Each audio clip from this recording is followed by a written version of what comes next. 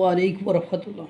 কথায় আছে, সঙ্গ দেখে লোক চেনা যায়, সম্পর্ক দেখে ভাবগতি বোঝা যায়।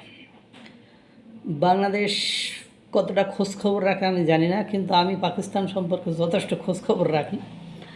এবং পাকিস্তানের যে অভ্যন্তরীণ অবস্থা, তার দেশের নিরাপত্তা, খাদ্য সংকট, নিরাপত্তাহীনতা, খাদ্য সংকট, তার দেশে যে বাহিনী রয়েছে সেই বাহিনীতে মানুষ জোর করে এরপরে চাকরি করাইতে পারবে কি না, আমার তাতে যথেষ্ট ডাউট অর্থাৎ সন্দেহ রয়েছে। গতকালকেও একটা নিউজ করেছিলাম, সেখানে বালুচিস্তান লিবারেশন আর্মির হামলায় 9 জন পুলিশ হত্যা হয়েছে, আরও কয়েকজনকে তারা তুলে নিয়ে গেছে। এদের সাথে নাকি নিরাপত্তা চুক্তি করেছে। কোথায় বসে? মার্কিন যুক্তরাষ্ট্রে বসে। বাহ, সুন্দর। বাংলাদেশের সংসদ ভবনের দক্ষিণ প্লাজায় মার্কিন যুক্তরাষ্ট্রের 250তম স্বাধীনতা দিবস পালিত হয় এবং মার্কিন যুক্তরাষ্ট্রের সাথে পাকিস্তানের সম্পর্ক ভালো, এবং ভারতের চিরবৈরী দেশ হলো পাকিস্তান। তাদের সাথে মানে দুধভাত সম্পর্ক করে বাংলাদেশকে যে কোন দিকে নিয়ে যেতে চাইতেছে আমি জানি না। যেমন পাকিস্তানের অভ্যন্তরীণ বিষয়ের যদি একটুখানি সামারাইজ করি, তাহলে বলতে হয় যে বালুচিস্তান লিবারেশন আর্মি প্রতিনিয়ত আক্রমণ করে, খাইবার পাখতুনখোয়া টিটিপি প্রতিনিয়ত আক্রমণ করে, আজাদ কাশ্মীর স্বাধীন হওয়ার জন্য ভারতের সাহায্য এবং খাদ্যপণ্য ইতিমধ্যে সে বসে আছে। এগুলো অনেকে হয়তো বা খোঁজখবর রাখে না। এই একটা রাষ্ট্র, যে রাষ্ট্রের কোনো স্বৈরতান্ত্রিক পদ্ধতিতে চলে, যে রাষ্ট্রে প্রতিনিয়ত বিস্ফোরক দ্রব্যের বিস্ফোরণে সেনাবাহিনী ক্যাম্প, পুলিশ পোস্ট এগুলো মানে উড়ে যায়, সেই দেশের সাথে নিরাপত্তা চুক্তি এবং চোরা কারবারিতে ওই দেশ এর কী পরিমাণ বিখ্যাত এবং নেশাদ্রব্য সেটা বলার অপেক্ষা রাখে না। এই যে কিছুদিন আগে অন্তর্বর্তীকালীন সরকারের আমলে 6 কোটি টাকার মানে কবুতরের খাদ্যের পরিবর্তে পাকিস্তান থেকে বাংলাদেশে 6 কোটি টাকার আফিম বীজ ঢুকেছিল, মাদকদ্রব্য। সেটা হয়তো বা আপনারা স্মরণে আছে কিনা আমি জানি না।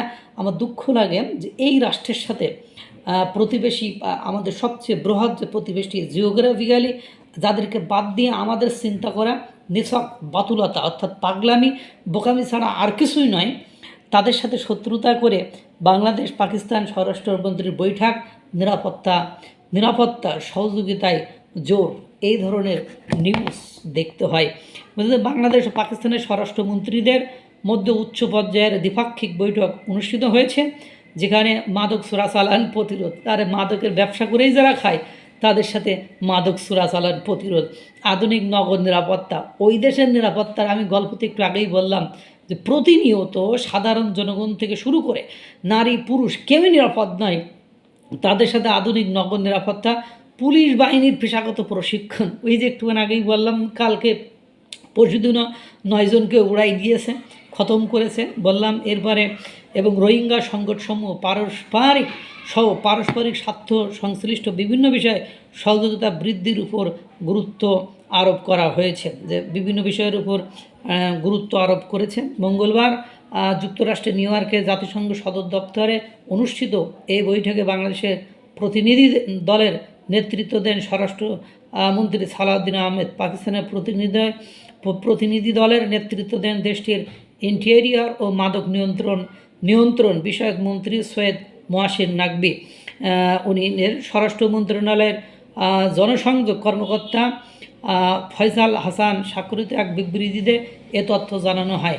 বৈঠকে দ্বিপাক্ষিক নিরাপত্তা সহযোগিতা, আঞ্চলিক স্থিতিশীলতা, মাদক চোরাচালান প্রতিরোধ, আধুনিক নগর নিরাপত্তা নিশ্চিতকরণ, পুলিশ বাহিনীর সক্ষমতা বৃদ্ধি এবং রোহিঙ্গা সংকটসহ পারস্পরিক স্বার্থ সংশ্লিষ্ট বিভিন্ন গুরুত্বপূর্ণ বিষয়ে বিস্তারিত আলোচনা হয়। আলোচনার গুরুত্বে স্বরাষ্ট্রমন্ত্রী সালাউদ্দিন আহমেদ চলতি বছরের মে মাসে পাকিস্তানের ইন্টেরিয়র মন্ত্রীর বাংলাদেশ সফরের কথা স্মরণ করেন। তিনি সন্তোষ প্রকাশ করে বলেন, ওই সফরের ধারাবাহিকতায় বাংলাদেশ ও পাকিস্তানের মধ্যে মাদকদ্রব্য ও সাইকোট্রপিক উৎপাদনের অবৈধ পাচার এবং অপব্যবহার রোধে যে সমঝোতা স্মারক স্বাক্ষরিত হয়েছে, তা দুই দেশের সীমান্ত ও সমাজকে সুরক্ষায় কার্যকর ভূমিকা রাখবে। তিনি বলেন দুই দেশের অভিন্ন ইতিহাস, অভিন্ন ইতিহাস, নাউজুবিল্লাহ মিন জালিক। দুই দিন ওরা হলো পাক সেনা, আমরা হলো মুক্তিকামী জনগণ, আমাদের কাছে তারা গণহত্যাকারী বলে পরিচিত। অথচ বলছে দুই দেশের অভিন্ন ইতিহাস এবং পারস্পরিক শ্রদ্ধা, নাউজুবিল্লাহ। বোঝাপড়া অংশীদারিত্বের ভিত্তিতে পাকিস্তানের সঙ্গে দ্বিপাক্ষিক সম্পর্ক আরও সুদৃঢ় করার প্রত্যয় ব্যক্ত করেন।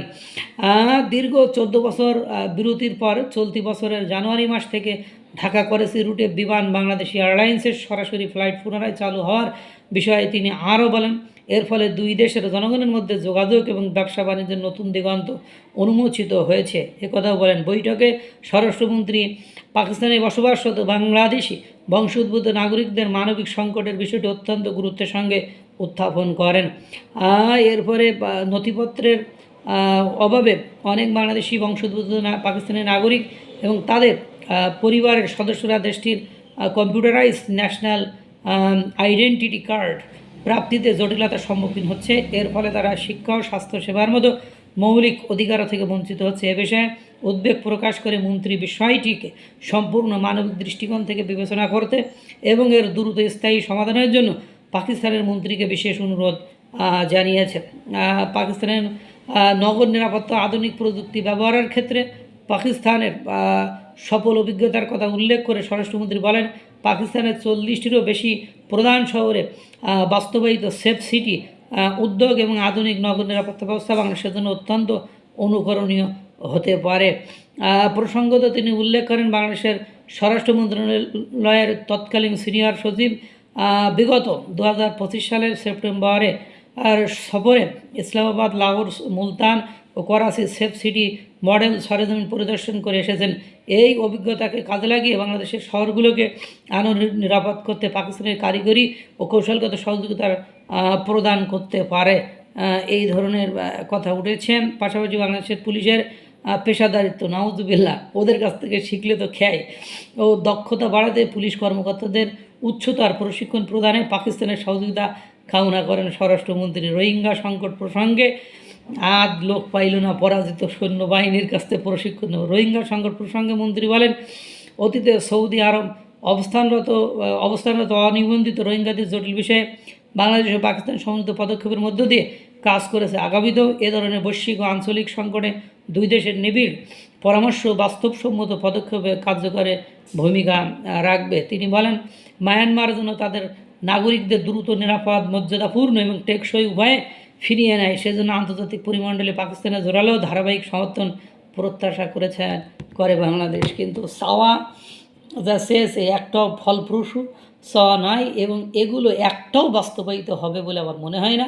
বড় জোর হতে পারে সেখান থেকে অবৈধভাবে ISI, তারপরে কিছু অস্ত্র এসে ওদের দেশে যেমন বিদ্রোহী গোষ্ঠীতে ভরা, বাংলাদেশে ওরকম বর্তমান সময়ে আপনার চট্টগ্রাম অঞ্চল সম্পর্কে যেসব ইনফরমেশন পাওয়া যাচ্ছে সেগুলো সম্পর্কে আপনারা শুনেছেন। ওই বিদ্রোহী গোষ্ঠী বাড়বে, ওদের দমন করার প্রশিক্ষণ নিয়ে বাংলাদেশে আইন শৃঙ্খলা বাহিনী ওদের দেশের মতো যেমন অনিরাপদ, মানে নিরাপদহীনতায় ভোগে, সেরকম হবে। এবং আপনারা, দুর্ভাগ্য হলেও সত্য যে আপনারা জানেন, পাকিস্তানকে ভালোবেসে 1971 সালে বাংলাদেশের যেসব লোকজন পাকিস্তানে চলে গিয়েছিল এবং পাকিস্তানের হয়ে যুদ্ধ করতে প্রস্তুত ছিল, সেই সব মানুষগুলোকে, সেই 30 লক্ষ মানুষগুলো মানবে তার জীবনযাপন করে, মানে they are different all kinds of fundamental rights.